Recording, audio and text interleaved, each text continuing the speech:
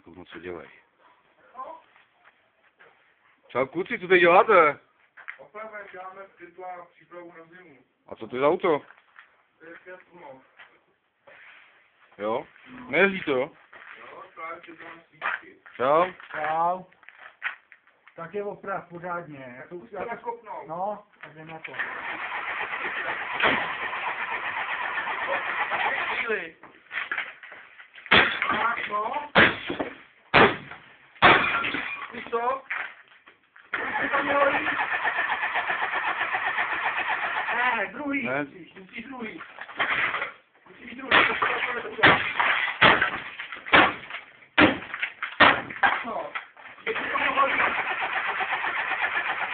Nejde. Jde, tak ještě někde v motoru to musí být. Musí být tady někdo v motoru. Tak no, podívej se tam.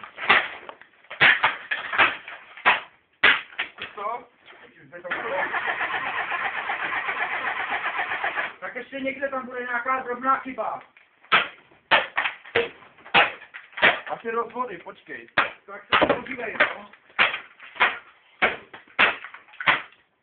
Už?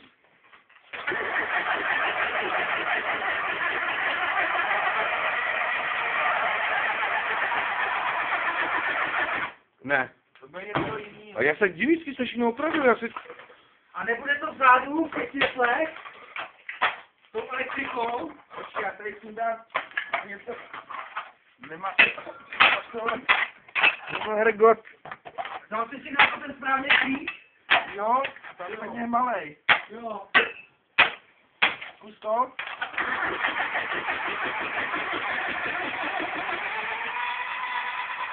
Až to taky není ono, ale tam bude někde nějaká malá chyba. A vždycky se všechno spravili, já nevím, proč to nejde. Co potřeboval udělat ty vlastně? Ne, já jsem v garáži, já jsem potřeboval jenom ten spoiler, protože já jsem boural před týdnem, tak potřeboval jsem nandat ten spoiler, ne? To tam naděláme, ale počkej, až se tohle to nastartuje. Hele, a co ty zadní světla, nebo je to těma světlama? No já ho mám praschlé, nevím, jestli by tam ten šel. Já mám, tady to je Uno, já mám typo. Tohle to je stejný.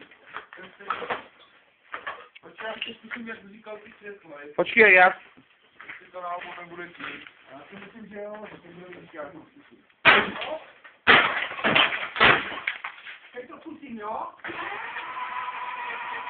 Tak taky ne. Ne, tak já jsem to pitomilý. To bude tím. Hele, To je nějaký klíč? hele, to bylo tím, tam je nějaký klíč, ty jo. Světle jsi šrobovaný. To už by mělo jít. Teď to zkus.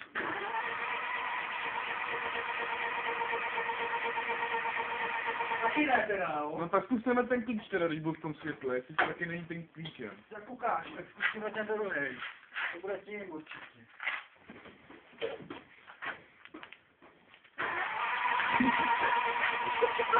Taky ne. Ne?